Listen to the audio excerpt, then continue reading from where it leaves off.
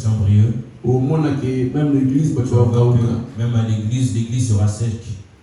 Moi, je dis aux gens, vous savez, le jour où vous étiez né, mais le jour de votre mort, vous ne le saurez pas. Je ne sais pas. Si je vais mourir dimanche, je ne sais pas. Que Pasteur Rocher est mort. Le pasteur il prêche. Mais il est dans la chambre froide. J'ai déjà vu mon pasteur qui est mort en Angola. Apôtre Guiné Cham. Amen. Apôtre Cet apôtre-là, il était, lorsqu'il prêchait, il était tellement comme Pépé Calé. Il était tellement énorme comme Pépé Calé. Alors lorsqu'il prêchait, donc il est toujours assis sur la chair. Lorsqu'il prêche, tu bénis Dieu. Mais cet apôtre-là nous a prêché sur le séminaire. Il avait prêché sur le bonheur et la grâce m'accompagneront. Pendant ce séminaire, le samedi, il a prêché. Il faut qu'il clôture dimanche. Il est congolais. Il est venu en mission en Angola. Il a laissé son église au Congo. Il est mort dimanche à 3h du matin. Cet apôtre est mort. On a pleuré.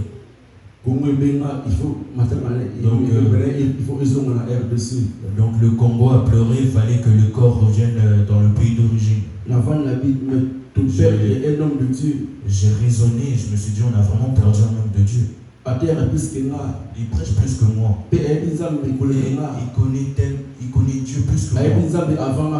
Il connaît Dieu avant moi. Mais pourquoi il est mort? C'est pour ça dans notre vie, la première des choses, je mets Dieu au devant. Alléluia. Amen. J'ai vu mon pasteur. Il a perdu sa mère. Il était parti en retraite pendant une semaine. Pasteur. Il est parti prier. Sa mère venait de la province au Congo. Elle arrive à la capitale. La mère elle a fait un accident. Il y avait 5 personnes. Parmi les 5 personnes, celle qui était morte, c'était que sa mère. Il faut qu'il nous prêche dimanche. Il sortait de la retraite. Donc,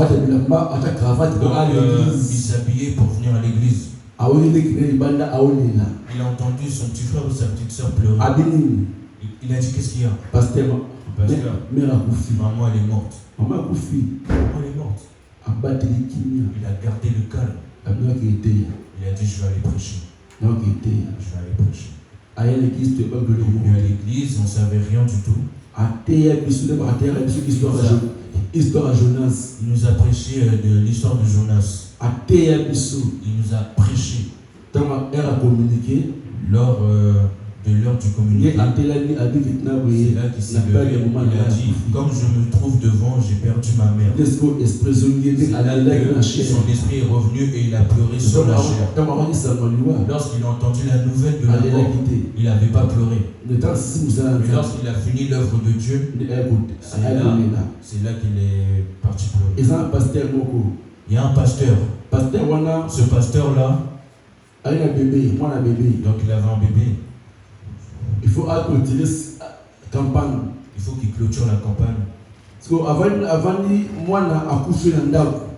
Donc il était à la campagne mais son enfant était déjà mort à la maison. Donc son bébé il était déjà mort. La maman pasteur a pleuré. Elle a dit ne pleure pas. On part pour aller faire l'œuvre de Dieu. Laisse que le bébé sur le lit. On va pour servir Dieu. Lorsqu'on va revenir, puis on va appeler les gens. Et la maman pasteur est rentrée dans la vision de son mari. Ils ont enfermé la maison. Ils sont partis en campagne. Gloire à Dieu à la campagne. Le pasteur s'est levé.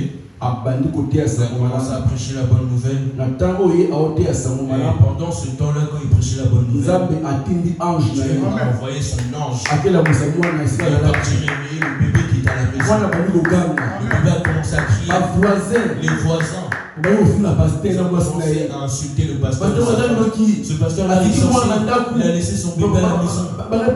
Ils sont partis en prière. Le frère s'est énervé. Il a cassé la porte. Et c'est là qu'il a pris le bébé.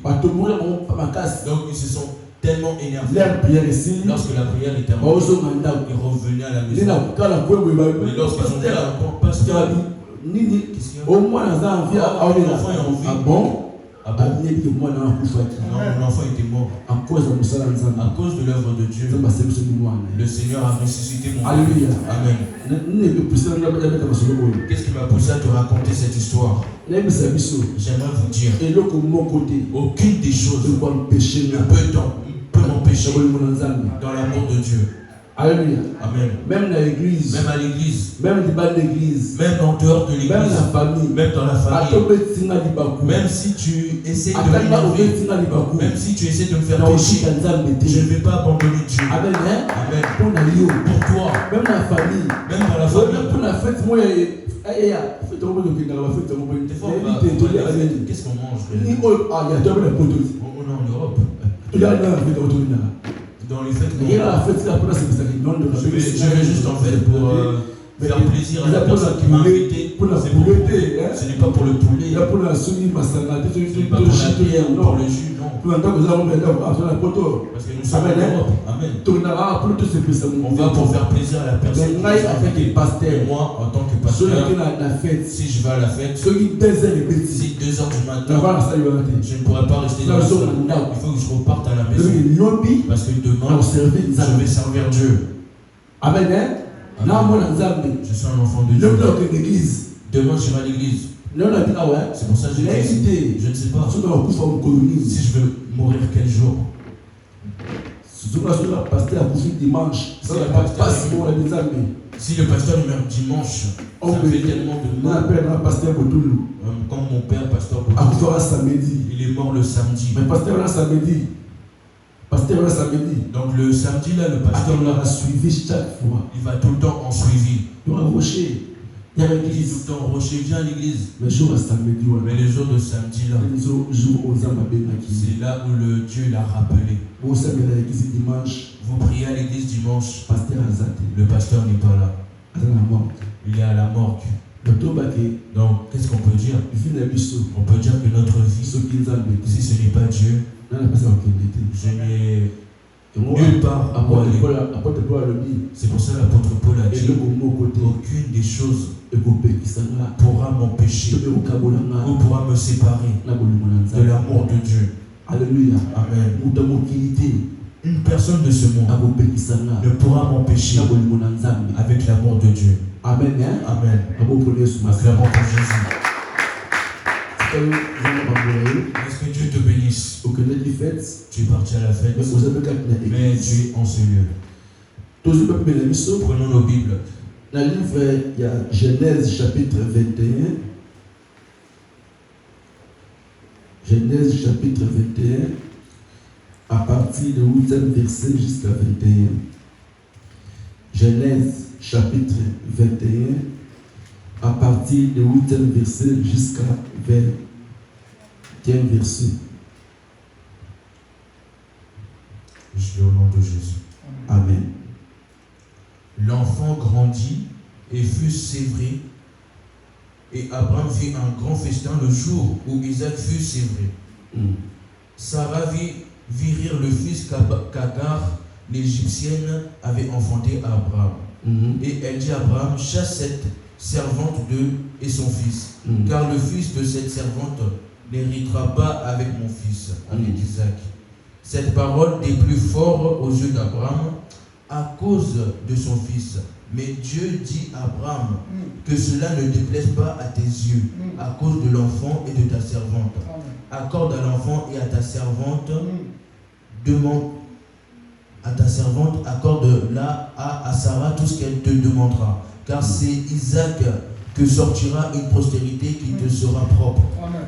Je ferai aussi une nation du fils de ta servante, car il est de ta postérité. Amen. Abraham se leva de bon matin, il prit du pain et une autre d'eau, qu'il donna à Agar et plaça sur son épaule, et il lui remit aussi l'enfant et la renvoya. Et elle s'en alla et s'égara dans le désert de Beersheba. Quand l'eau de l'outre fut épuisée, elle laissa l'enfant sous un des arbrisseaux et alla s'asseoir vis-à-vis à une portée d'arc, car elle disait que je ne vois pas mourir mon enfant. Elle s'assit donc vis-à-vis de lui, éleva la voix et pleura. Dieu entendit la voix de l'enfant, et l'ange de Dieu appela du ciel Agar et lui dit: qu'as-tu, Agar? Ne crains point, car Dieu a entendu la voix de l'enfant dans le lieu où il est. Lève-toi, prends l'enfant, saisis-le de ta main, car je ferai de lui une grande nation. Et Dieu lui ouvrit les yeux, et elle vit un puits d'eau. Elle alla remplir d'eau l'outre et donna à boire à l'enfant. Dieu fut avec l'enfant qui grandit, habita dans le désert et devint tireur d'arc. Il habita dans le désert de Paran, et sa mère lui prit une femme du pays d'Égypte. La parole du Seigneur. Amen. La parole du Seigneur. Bravo, vous connaissez ce Messie. Pour ça, Très Saint-Père, tu peux sauver. Très Saint-Père, nous te remercions. Ce qui est ta parole, je la présente devant toi. Tu es à la catéchèse. Nous venons à l'église. Tu perds des temps pour rien. Tu n'es pas venu perdre notre temps pour rien. Mais on est venu ici pour écouter ta parole. Si ta présence laisse que ta présence et se manifester dans ta parole. Nous recommandons tout entre tes mains. Que ta grâce demeure dans ta parole. Saint-Esprit, bonjour. Je te dis bonjour. Merci. Merci. Parce que tu es présent avec nous. Nous bénissons ce moment au nom de Jésus. Amen. Amen. Alléluia. Amen. Oh, Alléluia. Laissons parler tous ceux qui. Oh, laissons parler tous ceux qui. Oh, laissons parler tous ceux qui. Gloire. Merci. Tu es amour. Amen. Amen. Le thème de cet après-midi. Amen. Amen. Au milieu du désert. Au milieu du désert. Amen. Amen. Au milieu du désert. Au milieu du désert. Le désert, c'est un endroit. C'est un lieu vraiment sec. Donc c'est un lieu où il n'y a pas d'avenir. Donc c'est vraiment énorme. Mais tu marches dans le désert, mais tu ne sais pas où tu vas. Donc le désert, c'est un endroit où envers Dieu, c'est un milieu. C'est un milieu pour nous pousser. Tous s'approcher et pas dans on se rapproche devant le Seigneur. Mais et pas y a moutou. Mais envers une personne. Désert. Le désert. Histoire Israël. On a pris l'histoire des enfants d'Israël. Ils venaient d'Égypte. Ils sont sortis. Dieu les a amenés dans le désert. Donc le désert, c'est la place où le peuple devient rebelle. Donc ça amène la rébellion. Les enfants d'Israël, donc ils venaient de l'esclavagisme. C'était des esclaves. Un esclave a travaillé dur. Un esclave travaille dur. Mais avant de travailler, il travaille. Il travaille selon l'intérêt de son maître. Alors le peuple d'Israël, il travaille en Égypte. Donc ils font des travail tellement dur. Mais Dieu dans son amour, Dieu dans sa pitié, il a envoyé Moïse pour aller libérer le peuple d'Israël en Égypte. Lorsqu'il les a libérés, il les a fait sortir. Ils sont arrivés dans le désert. La Bible dit, donc Moïse est parti à la montagne. Il est parti prier. Mais Aaron, le peuple l'a poussé. Donc ils ont construit un veau d'or. Donc dans le temps de désert, personne ne peut abandonner Dieu. Il peut abandonner Dieu. Parce qu'il y a Moïse, donc Moïse, a la souffrance. Ici c'est la souffrance. Pourquoi tu nous as ramenés ici pour qu'on puisse mourir? Là-bas en Égypte, on mange bien, on va être heureux. Que tu nous fasses repartir, qu'on puisse aller mourir, qu'on puisse être enterré en Égypte, au lieu qu'on puisse mourir ici dans le désert. Regarde là où le Seigneur t'a fait sortir de l'esclavagisme. Mais à cause du temps de désert, si tu n'as pas de cœur, tu peux abandonner l'Éternel. Dans le désert, il y a deux choses. Donc la première chose c'est accuser Dieu. Deuxième chose, la deuxième chose, ou adorer Dieu. Des choses. Donc dans les deux choses là, celui qui est enfant de Dieu, celui qui passe dans le désert, il ne va pas insulter Dieu. Il ne va pas insulter Dieu. Celui qui est enfant de Dieu, dans le moment de désert, il va adorer le Seigneur. Et dans l'adoration, c'est là que le Seigneur va se manifester. Là où le frère a lu le verset, la place où nous avons lu. Donc il racontait l'histoire d'une femme qui se nomme Agar. Agar c'était la servante de Sarah. Dieu a dit à Abraham, tu vas concevoir un enfant. Mais tellement, ça prend du temps. Un jour, Sarah elle a dit à Abraham, elle a dit chérie, on vieillit. J'ai vu que ma servante là, prends-la, que vous concevez un enfant. Parce que moi, mon âge là, je commence à partir. Je ne pourrais pas te donner un enfant. La Bible dit, Abraham il a entendu une voix, la voix de Sarah. Mais à la place de la voix d'une personne, mais la voix de Dieu. Écoute beaucoup Dieu. Que tu écoutes une personne. Mais Abraham il a écouté la voix de sa femme. Abraham est parti. Il a pris la servante. Agar. Et ils ont couché ensemble. Et Agar est tombée enceinte. Lorsqu'Abraham il a couché avec Agar, il avait 86 ans. Et c'est là qu'il a couché avec Agar. Agar elle a conçu. Après 100 ans. Mais un jour,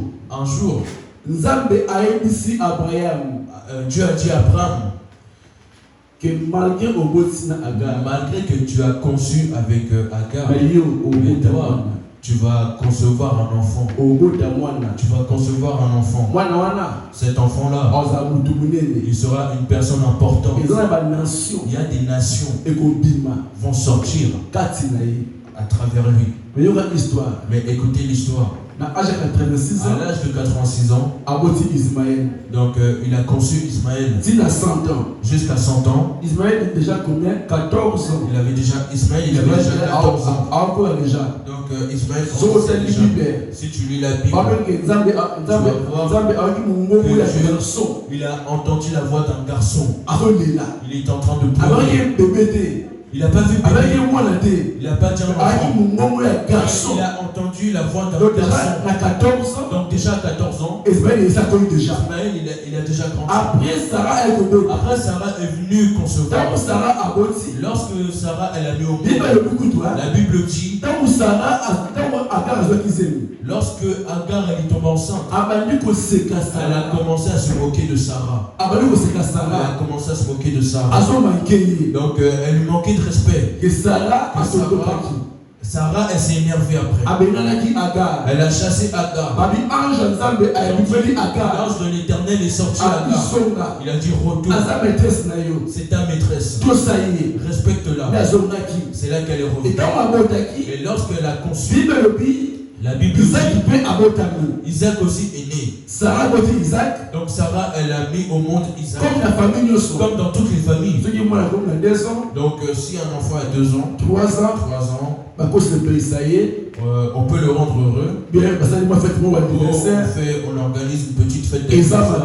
Ce n'est pas mauvais. Mais lorsqu'on a vu que Sarah, elle a mis au monde Isaac. Isaac, il avait 3 ans. C'est que Ismaël, elle a 17 ans. Tout ça, ouais? Amen. 17 ans. Bébé a 3 ans. Alors, le bébé de 3 ans, un garçon de 17 ans. C'est son petit frère. Il commence à jouer. Donc, ils jouent ensemble avec son petit frère. Lorsque Sarah, elle a vu Ismaël a segui Isaac. Okay. Ismaël, il s'est moqué de Isaac. C'est pour ça dans le monde, il n'y a rien à... Il n'y a pas de nouvelles choses. Ce que nous voyons aujourd'hui, ça a déjà commencé depuis longtemps. Isaac. Donc Isaac. Donc ils étaient en train de jouer avec Ismaël. C'est son grand frère. On joue. Mais ils ont dit, lorsque Sarah elle a vu ça, que Ismaël se moquait de Isaac. Il est parti chez Abraham. Elle est partie chez Abraham. Elle a dit renvoie cet enfant et sa mère qui s'éloigne de moi. Je refuse l'héritage de mon enfant, que ça soit partagé avec l'autre. Abraham, ça l'a rendu triste. Tu regardes l'âge d'Abraham. Déjà, il voyait un garçon de 17 ans et un enfant de 3 ans. Vraiment, ça l'a rendu tellement triste que le Seigneur m'a aidé. Il m'a donné un autre enfant. Mais ça demande que je dois renvoyer l'autre enfant avec sa mère. En tant que parent, il n'a pas supporté cela. La Bible dit, cette nuit-là, Dieu est venu. Il a dit à Abraham, il a dit respecte ce que Sarah t'a recommandé. Chasse cet enfant. Dieu a dit quoi? Je sais qu'il est ton enfant. Mais ce que l'enfant que tu as conçu, c'est lui qui sera plus grand. Mais Ismaël aussi, il sera une personne importante. Lui aussi, je vais l'élever. Ce que moi je t'ai donné, c'est lui l'enfant de la promesse que moi je t'avais dit. La Bible dit, Abraham s'est levé le matin. Il a pris du pain. Il a pris de l'eau. Il a donné à Agar. Il a pris son enfant. Il l'a mis sur le dos. Il a dit non, vas-y. Ce n'est pas facile. Malgré qu'il lui a donné du pain, il a donné de l'eau. L'aide d'une personne, c'est trop limité. Et personne ne peut t'aider. Il lui a donné de l'eau parce que la naissance d'Ismaël dans la maison d'Abraham, c'était des disputes sur disputes. Donc tu sais ce que le Seigneur t'a donné. Ça amène le calme. Mais ce que tu as reçu par ta pensée, ce que tu as reçu par tes désirs, cette chose-là ne te rend pas calme. Comme Agar, comme Abraham. Il fallait que Abraham écoute Dieu, mais il n'a pas écouté Dieu. Il a écouté la voix de sa femme et il a accompli cela. Dans ces choses-là, si tu réalises une chose à ta volonté, que je me marie, parce que l'âge commence à monter, que je parce que je n'ai pas d'enfant, je ne conçois pas à la volonté de Dieu. concevoir ce mariage ne pourra pas te rendre calme. Comme Abraham. Il n'était pas calme pour la naissance d'Ismaël. Donc avec sa femme l'a dérangé. Même Dieu, il le dérangeait. Écoute ce que Sarah t'a dit. Respecte-la. Et Abraham, il a chassé la servante. Il a chassé Agar. Donc Agar est partie sur un chemin, mais elle ne savait pas où elle allait. Elle est arrivée dans le désert de Beersheba. Lorsqu'elle est arrivée dans ce désert, la Bible dit, on lui a donné du pain avec de l'eau. Donc l'eau était finie et il n'y avait plus de pain. Donc elle a pris l'enfant, elle lui a laissé sous une branche. Donc elle est partie au loin. Elle a commencé à pleurer. L'enfant aussi pleurait. Elle aussi a pleuré. La Bible dit.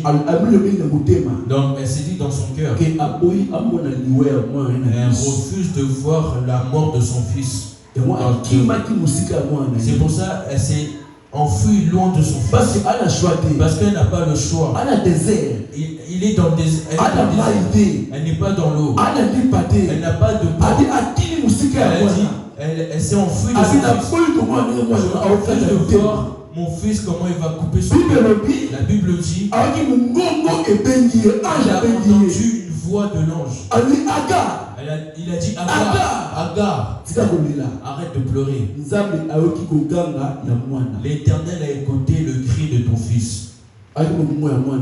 Il a entendu la voix de ton fils.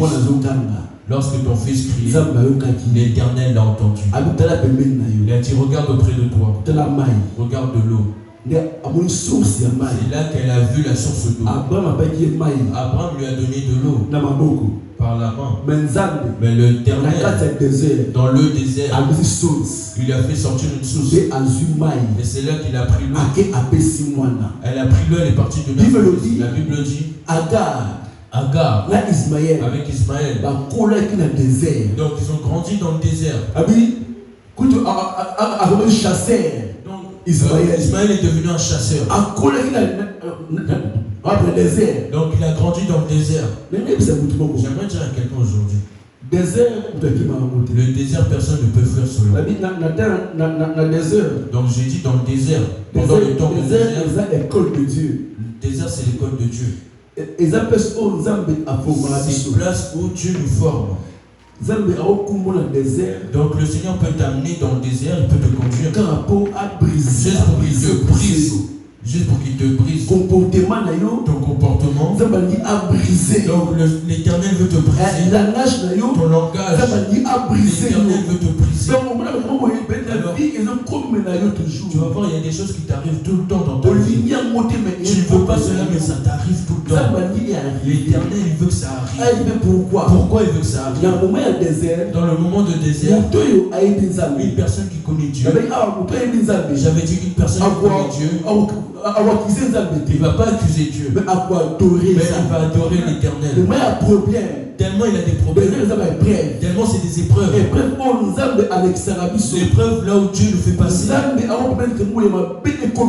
Donc le Seigneur, il a permis qu'il y ait une mauvaise chose qui t'arrive, que ça t'arrive, mais pour que tu ne meurs pas, pour qu'il montre ta gentillesse en toi, pour que tu te rapproches en toi. Je lisais la Bible. Un homme de Dieu. Au nom de Job. Job craignait Dieu. Job chapitre 1 verset 1 à 22. Job chapitre 1 verset 1 à 22. Tu vas lire ça à la maison. Job craignait Dieu. La Bible dit. Donc c'était un homme vraiment intègre. Et juste. Devant Dieu. Amen. Amen. Donc il était intègre. Il était juste aussi. Et 3, il avait des biens, il possédait des biens. Malgré ses malgré ses maisons. Mais Job, il était intègre. Il craignait Dieu. La Bible dit, donc s'il offrait ses sacrifices à Dieu, il faut qu'il lui donne celui de ses enfants. Il a dit peut-être les enfants ont péché, que Dieu les pardonne. Alors Job, il est passé dans le désert. La Bible dit, en un seul jour, donc il y a un vent qui est arrivé. Donc ça a tué tous ses serviteurs. Ça a tué ses enfants. Et tous les besoins, tous les biens qu'il possédait. Quelle douleur.